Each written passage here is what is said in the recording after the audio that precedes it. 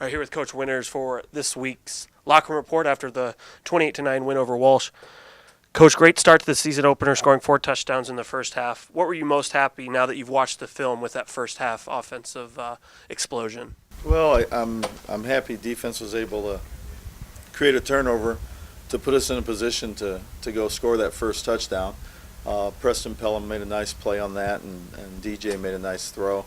I was happy with the fact that we went the next play, we got the football and scored the pass to DeReese, and that was big. And then obviously I was very happy that we kind of felt like we were just run the clock out and we went 85 yards. So that was a nice surprise.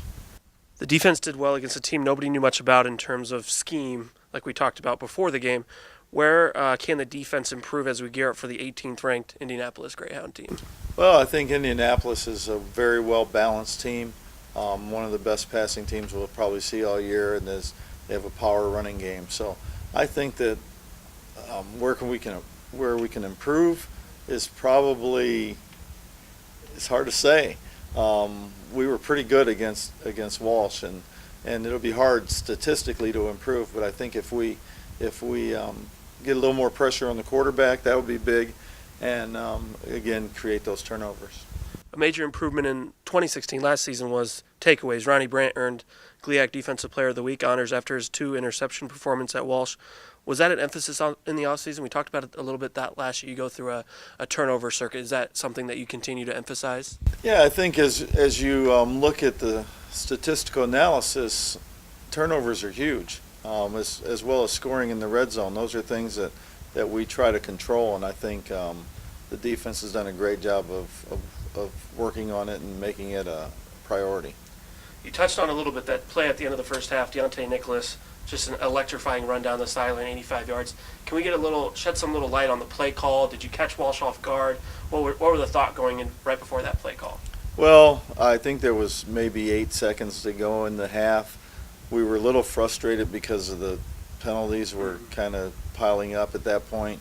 And instead of having the ball at the 50, we were back again, like I said, at the 15. So my thought was they're going to play a pretty loose defense. Deontay's pretty electric. Let's just, try to run something that'll give them a chance, and obviously the rest is history. Exactly. UND comes in after shocking Grand Valley State at home. What do you see from the Greyhounds, and what will be some of the keys to victory to beat UND?